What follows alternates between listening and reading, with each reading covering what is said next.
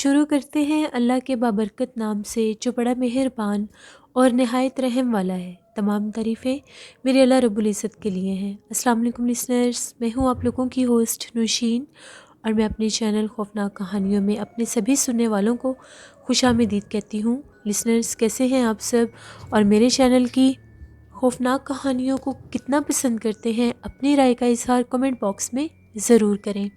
آج آپ لوگوں کے لیے میں بہت انٹرسٹنگ خوفناک کہانیاں لے کر آئی ہوں جنہیں یقیناً آپ بہت زیادہ پسند کریں گے اور ان سے کچھ نہ کچھ سیکھیں گے بھی۔ بڑھتے ہیں آج کی پہلی خوفناک کہانی کی طرف۔ یہ خوفناک کہانی عاصم ملک شیئر کر رہے ہیں بہاولپور سے۔ عاصم کہتے ہیں کہ آج آپ کے ساتھ میں اپنے بچپن کی ایک ایسا واقعہ شیئر کرنا چاہتا ہوں جو مجھے آج کے دن تک بھی یاد ہے۔ یہ کافی پرانی بات ہے، تب ہم لوگ اسکول گوئنگ نہیں تھے، باہر کھیلا کودا کرتے تھے۔ ہم لوگ بہاولپور میں جس جگہ پر رہتے ہیں وہ جگہ کافی پر رونق جگہ ہے۔ میرے دادا ابو جو تھے وہ جیسے کوتوال ہوتے ہیں جو لوگوں کے مسئلے مسائل سنتے ہیں، وہ سنا کرتے تھے۔ ہم لوگوں کی جو حویلی ہے وہاں پہ ہم لوگوں کا ایک ڈیرا بھی ہوتا تھا، وہاں پر باقاعدہ ایک بیٹھک بنی ہوتی تھی جہاں پر شام کے وقت لوگ آ کر بیٹھا کرتے تھے، اپنے مسئلے مسائل ان سے شیئر کیا کرتے تھے۔ ان کے دوست بھی وہاں پر بیٹھا کرتے تھے اور ہم لوگ اس وقت وہاں پر کھیلا کودا کرتے تھے۔ اس دور میں بھی لوڈ شیڈنگ کا سلسلہ ایسے ہی ہوتا تھا۔ لائٹ جب جاتی تھی تو ہر طرف بہت زیادہ اندھیرا ہوتا تھا اور ہم سب کزنز اور فرینڈز مل کر کھیلا کرتے تھے۔ ہم لوگ شروع سے ہی جوائنٹ فیملی میں رہتے ہیں، ہم سب لوگوں کے گھر ساتھ ساتھ ہی ہیں۔ ہم لوگوں کا جو گھر ہے وہ ایک ٹریڈیشنل سٹائل میں ہے، جیسے حویلی ہوتی ہے۔ ہم لوگوں کا گھر جو تھا یعنی وہ اس طرح سے بنا ہوا تھا، ہم لوگ گراؤنڈ فلور پر رہتے تھے، ایک پورشن اوپر بھی تھا، لیکن جو ہم لوگوں کے گھر کی سٹیئرز تھیں ان کا کچھ اس طرح سے وہ بنی ہوئی تھی کہ ان کو دیکھ کر ڈر بہت لگتا تھا۔ یعنی اگر آپ ہاف سیڑھیاں کراس کرتے تھے تو وہاں پر دیوار میں ایک کبرڈ بنی ہوئی تھی جس میں بہت سا پرانا سامان وغیرہ رکھا ہوا تھا۔ پھر اس کبرڈ کو جیسے ہی کراس کرتے تھے تو آگے وہ کنٹینیو کرتی تھی سیکنڈ فلور کو۔ وہاں پر دن کے ٹائم بھی ڈر لگتا تھا جاتے ہوئے، پتہ نہیں کیوں وہ جگہ بہت پرسرار سی لگتی تھی۔ تو ہم لوگ جب کھیل کود میں ہوتے تھے تو اتنے ان چیزوں کو محسوس نہیں کرتے تھے۔ اپنے روٹین کے مطابق ہم لوگ چھپن چھپائی کھیل رہے تھے، ہائیڈ اینڈ سی۔ تو ہوا کچھ اس طرح سے کہ میں اپنے کزنس کو ڈھونڈتا ڈھونڈتا، بہت زیادہ اندھیرا تھا، ان سیڑھیوں میں چلا گیا۔ رات کا ٹائم تھا، لائٹ بھی آف تھی، اتنا سخت اندھیرا تھا کہ مجھے کچھ بھی نظر نہیں آ رہا تھا۔ میں دیوار کے ساتھ ساتھ ہاتھ رکھ کے اوپر چڑھ رہا تھا کہ مجھے پتہ چلے کہ میں نے ٹرن کہاں سے لینا ہے۔ ابھی میں سیڑھیوں کے سینٹر میں ہی گیا تو جو میرا ہاتھ دیوار کے ساتھ تھا، میرے اس ہاتھ کو کسی نے پکڑ لیا۔ اس ٹائم وہاں پر کون تھا میں نہیں جانتا۔ ایک دم سے خوف کے مارے میری ایسی حالت ہوگی کہ میرے حلق میں سے آواز نہیں نکل رہی تھی کہ میں کسی کو بلا سکوں، اپنے بھائیوں کو، اپنے دوستوں کو، اپنے کزنوں کو بلا سکوں کہ میرا ہاتھ پتہ نہیں کس چیز نے پکڑ لیا ہے۔ میں حد سے زیادہ خوف زدہ تھا۔ اتنے گھپ اندھیرے میں بھی اس چیز نے مجھے اپنا چہرہ دکھایا۔ جب میں نے غور کر کے دیکھا تو وہ ایک سفید کلر کا چہرہ تھا جس کے اوپر آنکھوں کی جگہ پر کالے رنگ کے گڑھے تھے۔ اتنا خوفناک چہرہ، اتنا خوفناک منظر میں نے اپنی پوری زندگی میں نہیں دیکھا۔ میں نہیں جانتا کہ میں نے کس طرح سے اس چیز سے اپنا ہاتھ چھڑوایا اور میں وہاں سے نیچے بھاگا۔ میں بہت زیادہ ڈرا ہوا تھا۔ پھر میں نے یہ بات سب کو بتائی۔ آج کے دن تک میں اس چیز کو بہت یاد کرنے کی کوشش کرتا ہوں کہ کس طرح سے میں نے اس چیز سے اپنا ہاتھ چھڑوایا اور میں بچ کے واپس آ گیا۔ اس چیز کا خوف آج بھی مجھے محسوس ہوتا ہے، میرے بچپن کی بات ہے وہ۔ اس کے بعد جو ہم لوگوں کا ڈیرا تھا جہاں پر میرے دادا ابو بیٹھا کرتے تھے، وہ کافی عرصے کے بعد بہت بیمار ہو گئے، پر دادا کے دور سے ہی وہ جگہ ایسی تھی۔ وہاں پر بھی ہم لوگوں کو یہ ڈاؤٹ تھا کہ وہ جو جگہ ہے وہ آج سیب زدہ ہے، کیونکہ جب ہم لوگوں کے دادا ابو بیمار تھے تو ہم لوگ ان کو ملنے گئے تو وہ بار بار یہ بات کہتے تھے کہ مجھے اکیلے بالکل بھی مت چھوڑو، کوئی نہ کوئی میرے ساتھ ہر ٹائم رہے۔ پتہ نہیں ان کو کس چیز کا اس ٹائم خوف تھا۔ ان کی وفات کے بعد اس جگہ کو دادی اماں کے نام کر دیا گیا۔ تو جو دادی اماں تھیں انہوں نے وہ جگہ رینٹ پر ایک اسکول کو دے دی، یعنی وہاں پر ایک اسکول بن گیا۔ اسکول کی جو پرنسپل تھی وہ ایک کرسچن میم تھیں، مس ڈیل ان کا نیم تھا. ہم بھی وہاں پر پڑھنے جایا کرتے تھے. بہت زیادہ قدیم اور پرانی کنسٹرکشن کی وہ جگہ تھی. بہت زیادہ مضبوط وہ عمارت تھی. ایک دفعہ ایسا ہوا، بالکل ایک نارمل سی آندھی آئی. یعنی وہ آندھی ایسی تھی کہ اس کی در و دیوار کو تو وہ ہلا بھی نہیں سکتی تھی. اس کے باوجود جب ہم لوگ اگلے دن اسکول گئے تو وہاں پر مس ڈیل کی ڈیڈ باڈی ملی. وہ مردہ حالت میں وہاں پر پائی گئی اور ان کی کاز آف ڈیتھ یہ تھا کہ ان کے اوپر اینٹیں گری تھیں، اوپر سے آ کے ان کے اوپر اینٹیں گری تھیں اور وہ ان کی سڈن ڈیتھ وہاں پر ہو گئی. اس کے بعد اس جگہ کو لے کر بہت زیادہ خوف سا بیٹھ گیا سب کے دل میں. وہ جگہ بہت زیادہ پرسرار ہو گئی. آپ لوگ تصویروں میں دیکھ رہے ہوں گے اس عمارت کو. یہ جگہ بھی آج سیب زدہ ہے. میری زندگی میں ان چیزوں کی بہت زیادہ مداخلت ہے. میں ان چیزوں کو محسوس کر سکتا ہوں. میں نیکسٹ اپنی سٹوریز میں ضرور شیئر کروں گا کہ کس طرح سے میں ان چیزوں کو فیل کر سکتا ہوں، غیر مرئی مخلوقات کو. اور میری زندگی میں اور ایسے کون کون سے ناقابل فراموش واقعات ہوئے ہیں جنہیں میں آپ کے ساتھ ضرور شیئر کروں گا. Thank you very much Asim, بہت زیادہ شکریہ آپ کا. آپ نے اپنی سٹوری میرے ساتھ شیئر کی. اللہ آپ سب کو، ہم سب کو اپنے حفظ و ایمان میں رکھے. لسنرز، جو لوگ بھی ان چیزوں کو فیل کرتے ہیں یا جن لوگوں کو بھی لگتا ہے کہ ہم ان چیزوں کو فیل کر سکتے ہیں، ہم ان چیزوں کو سمجھ سکتے ہیں، یہ چیزیں ہمیں اپنا آپ ظاہر کرتی ہیں، میرا ان سبھی لوگوں کے لیے ایک میسج ہے کہ اگر آپ ان چیزوں کو فیل بھی کر رہے ہیں تو کوشش کریں کہ آپ ان چیزوں کو اگنور کریں. کیونکہ جب آپ کسی چیز میں حد سے زیادہ انوالو ہو جاتے ہیں تو وہ چیز آپ کے اوپر حاوی ہونے لگ جاتی ہے اور ایک وقت ایسا آتا ہے کہ وہ چیز آپ کو نقصان پہنچانا شروع کر دیتی ہے. بہتر یہی ہے کہ اگر آپ ان چیزوں کو محسوس بھی کر رہے ہیں تو آپ اگنور کریں اور ان چیزوں سے دور رہیں. بڑھتے ہیں ایک اور خوفناک کہانی کی طرف. یہ خوفناک کہانی انڈیا سے شیئر کر رہی ہیں پریانکا نائک. پریانکا کہتی ہیں کہ آج آپ کے ساتھ ایک ایسی کہانی شیئر کرنا چاہتی ہوں جو میری فرینڈ نے میرے ساتھ شیئر کی ہے اور اس کے پھوپھا جی کی زندگی کی یہ کہانی ہے. اس کے جو پھوپھا تھے وہ ریلوے میں جاب کیا کرتے تھے اور وہاں پر ان کی 2 شفٹ میں ڈیوٹی ہوا کرتی تھی. کبھی ڈے ٹائم تو کبھی نائٹ ڈیوٹی ہوتی تھی. جو ان کی ڈے ٹائم کی شفٹ تھی وہ صبح 8 سے شام 4 بجے تک ہوتی تھی اور جو نائٹ شفٹ ہوتی تھی وہ رات 12 بجے سے لے کر صبح 8 بجے تک ہوتی تھی. حسب معمول وہ اپنی نوکری پر جایا کرتے تھے. ایک دفعہ ایسا ہوا، سردی کا موسم تھا، بہت سرد رات تھی اور بہت تیز بارش بھی ہو رہی تھی. 11:30 بجے کا ٹائم تھا تو اس کے پھوپھا جی گھر سے نکلے اپنی جاب پر جانے کے لیے. وہ سائیکل پر جا رہے تھے. جیسے ہی وہ کہتے ہیں کہ میں تھوڑا ہی دور گیا تو میں نے کیا دیکھا، سڑک کے کونے پر ایک شخص کھڑا تھا. اس نے مجھے روکا اور یہ کہا کہ مجھے بھی ریلوے اسٹیشن پر جانا ہے، مجھے اپنے ساتھ لیتے جاؤ. یہ دیکھو میرا سائیکل خراب ہو گیا ہے اور یہ میں اب آگے نہیں جا سکتا، موسم بہت سا خراب ہے اور مجھے ٹھنڈ بھی لگ رہی ہے. پھوپھا جی نے کہا ٹھیک ہے تم آ جاؤ میرے ساتھ.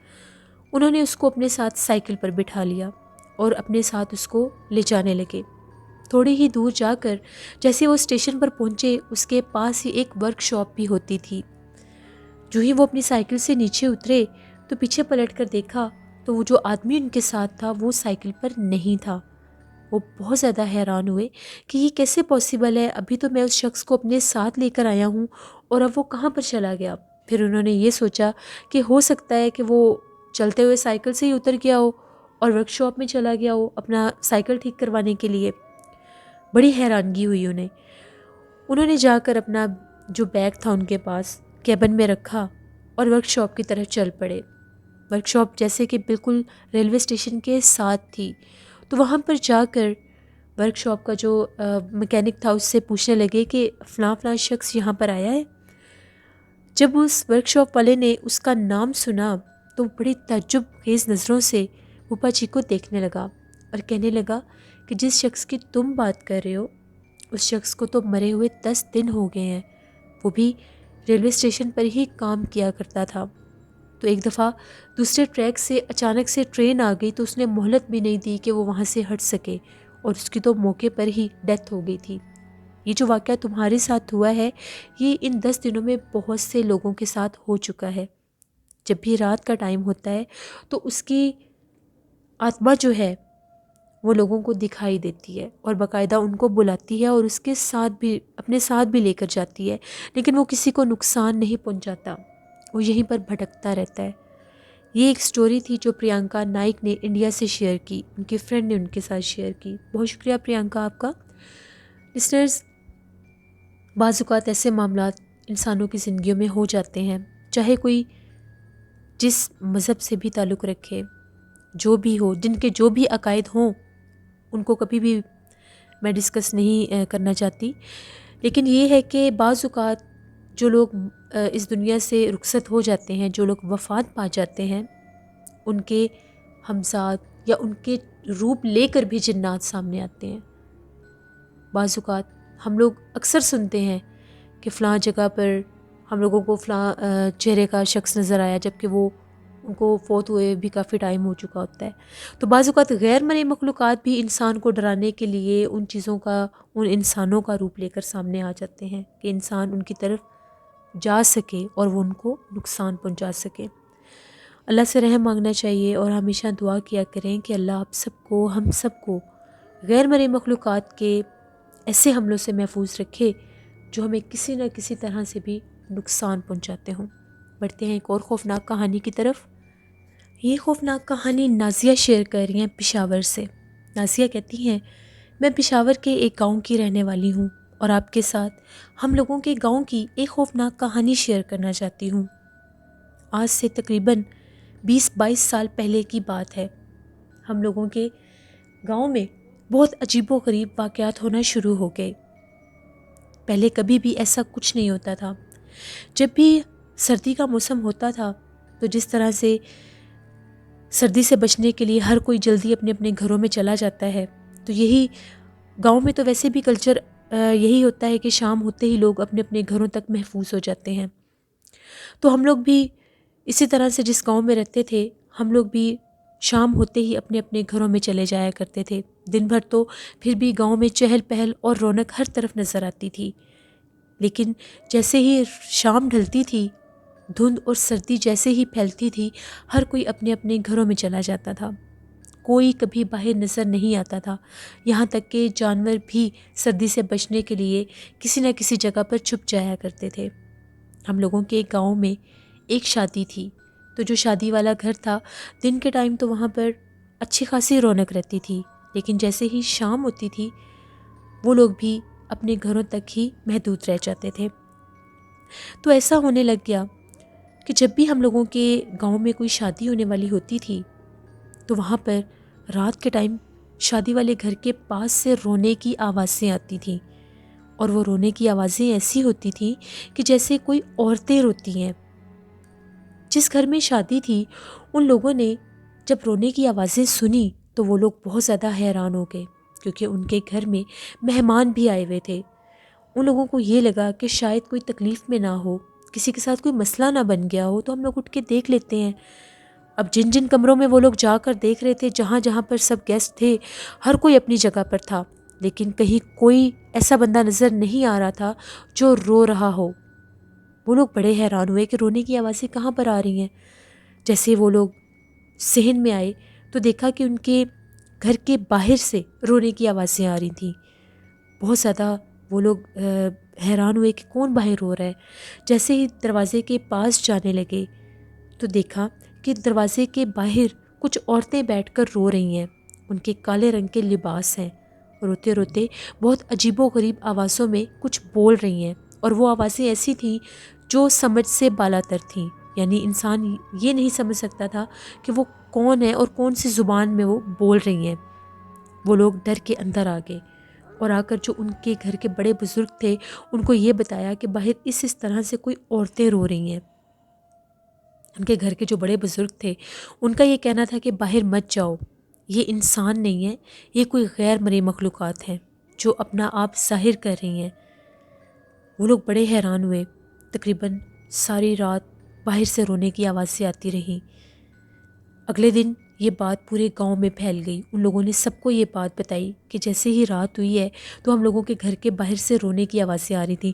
جب صبح ان لوگوں نے جا کر دیکھا تو وہاں پر پاؤں کے نشان اس طرح سے تھے جیسے 3 فنگرز ہوتی ہیں، یعنی مٹی والی جگہ تھی. باہر گاؤں کا کلچر ایسا ہوتا ہے، گھر بھی کچے ہوتے ہیں اور باہر کی جو زمین ہوتی ہے وہ بھی کچی ہوتی ہے.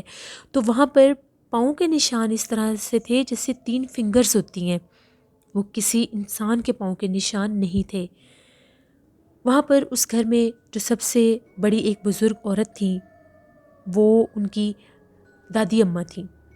جب انہوں نے وہ پاؤں کے نشان دیکھے تو ان کا یہ کہنا تھا کہ یہ کسی انسان کے یا کسی بھی جانور کے پاؤں کے نشان نہیں ہیں، یہ چڑیلوں اور ڈائنوں کے پاؤں کے نشان ہیں. وہ یہاں پر شکار کے لیے آئی ہیں. بہتر یہی ہے کہ جب بھی ایسی کوئی آواز آئے تو آپ لوگوں نے اس پر غور نہیں کرنا. اگلے دن اس گھر میں، شادی والے گھر میں بارات کا فنکشن تھا، تو ان لوگوں نے کھانے پکانے کا سارا سسٹم کیا ہوا تھا. کھانا پکانا کرتے کرتے، بارات کو اٹینڈ کرتے کرتے شام ہو گئی، یہاں تک کہ رات ہو گئی. تو جس جگہ پر ان لوگوں کا سارا کھانے کا بندوبست تھا وہ بھی ان کے گھر کے پاس ہی ایک جگہ تھی.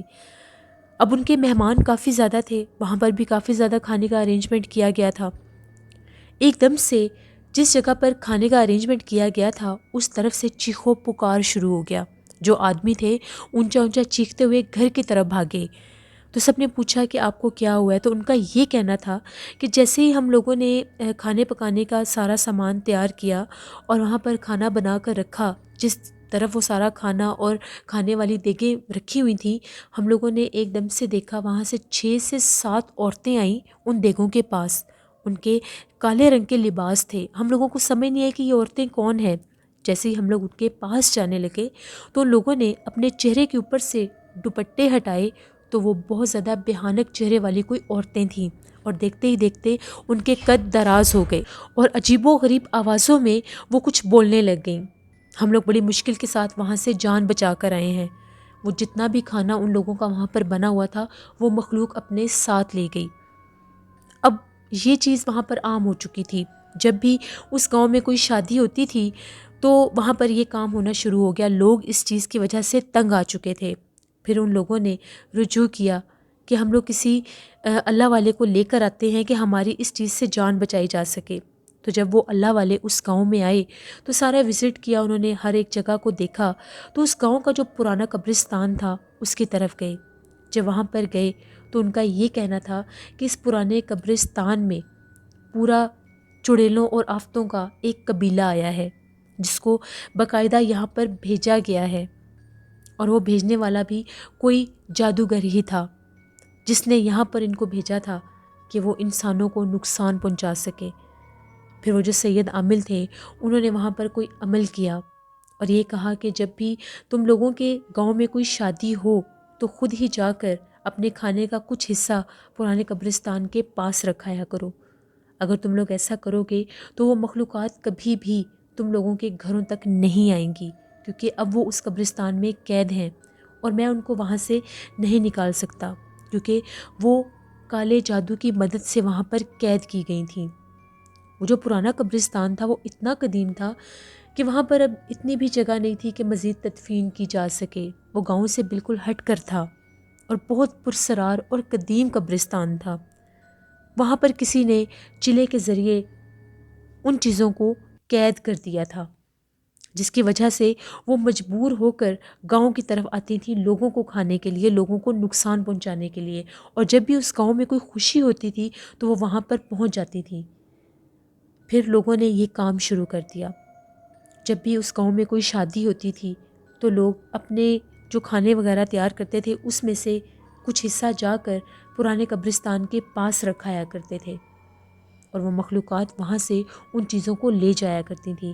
پھر گاؤں میں ان کا اس طرح سے بسیرا نہیں تھا، لیکن جو راستہ تھا، جو پرانے قبرستان کا راستہ تھا، وہاں سے دن کے ٹائم بھی لوگ گزرتے ہوئے ڈرتے تھے، کیونکہ اگر کوئی وہاں سے گزرتا تھا تو ان کو ڈراؤنی آوازیں آتی تھیں.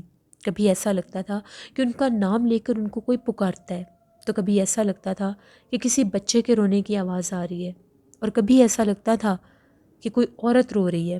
یہی نہیں، مختلف روپ لے کر لوگوں کو وہاں پر چیزیں بھی نظر آتی تھیں جو دیکھتے ہی دیکھتے آنکھوں سے اوجھل ہو جایا کرتی تھیں. 22-23 سال پہلے کی یہ کہانی ہے. بہت زیادہ لوگ خوف زدہ ہونے لگے تھے. پھر آہستہ آہستہ وقت گزرتا گیا، پرانے قبرستان والی طرف سے لوگوں نے آنا جانا ہی چھوڑ دیا، یہاں تک کہ اس جگہ کے سراؤنڈنگ پر بڑے بڑے پہاڑی پتھر رکھ دیے گئے اور اس جگہ کو بالکل بند کر دیا گیا کہ نہ کوئی وہاں پر جائے اور نہ ہی کوئی وہاں سے آئے۔ پھر ایسا ہوتا تھا کہ لوگ اکثر وہاں پر جو صدقہ وغیرہ کرتے تھے، وہ اگر کسی جانور کا کرتے تھے، کسی میٹ فلیش کا کرتے تھے، تو وہ بھی جا کر وہاں پر پھینک آیا کرتے تھے۔ پھر وہ چیزیں گاؤں کو نقصان دینا چھوڑ گئی تھیں۔ اس وقت میں بہت چھوٹی ہوتی تھی اور اکثر رات کو، سردیوں کی راتوں میں خوفناک آوازیں ہم لوگ بھی سنتے تھے۔ دور سے کبھی کسی کے چیخنے کی آواز آتی تھی اور کبھی کسی کے ہنسنے کی آواز آتی تھی۔ بہت زیادہ ڈراؤنا منظر تھا۔ وہ جو شادی والا گھر تھا، وہ لوگ بہت زیادہ خوفزدہ تھے۔ وہ یہ کہتے تھے کہ ہم نے ان کو اپنے گھر کے باہر بیٹھے اور روتے دیکھا تھا۔ یہ ہم لوگوں کے گاؤں کی ایک کہانی تھی جو میں نے آپ کے ساتھ شیئر کی۔ بہت شکریہ نازیہ آپ کا۔ لسنرز، اللہ سے رحم مانگنا چاہیے جو لوگ ایسی مخلوقات کو چلے کر کے، عمل کر کے کسی بھی جگہ پر قید کر دیتے ہیں، محض اپنی قوتوں کو اسٹرانگ کرنے کے لیے۔ ان چیزوں کو بھی نقصان پہنچتا ہے اور ان انسانوں کو بھی نقصان پہنچتا ہے جو ایسے عمل کرتے ہیں، اور ان معصوم لوگوں کو بھی نقصان پہنچتا ہے جن کے سراؤنڈنگ میں ایسی جگہیں ہوتی ہیں جہاں پر ان چیزوں کو قید کر دیا جاتا ہے۔ لوگوں کو اللہ سے ڈرنا چاہیے اور ہمیشہ اللہ سے رحم مانگنا چاہیے، کیونکہ کبھی بھی کوئی جادو کے ذریعے کچھ حاصل نہیں کیا جا سکتا۔ ملتا انسان کو وہی ہے جو اللہ کی طرف سے لکھ دیا گیا ہو۔ اس لیے نماز پڑھ کر، قرآن پاک پڑھ کر اللہ سے مانگا کریں، جو بھی مانگیں گے انشاءاللہ ضرور ملے گا۔ لسنرز، اپنا فیڈ بیک مجھے ضرور دیں۔ آپ لوگوں کو آج کی خوفناک کہانی کیسی لگی؟ آپ لوگ بھی سٹوری شیئر کر سکتے ہیں ڈسکرپشن باکس میں دیے گئے ای میل آئی ڈی nushinmir57@gmail.com پر۔ اس کے علاوہ آپ لوگ مجھے کومنٹ باکس میں بھی سٹوری شیئر کر سکتے ہیں۔ نوشین وائس آفیشیل میرے ولاگ چینل کو بھی جا کر ضرور سبسکرائب کریں۔ انشاءاللہ آج اس پر میں نیو ولاگ بھی پوسٹ کروں گی، اور نیلم وائس آفیشیل کو بھی جا کر ضرور سبسکرائب کریں۔ اپنا بہت سا خیال رکھیے گا، اپنے ڈھیروں دعاؤں میں اپنی ہوسٹ نوشین کو ضرور یاد رکھیے گا۔ Thank you for watching, stay blessed, اللہ نگہبان۔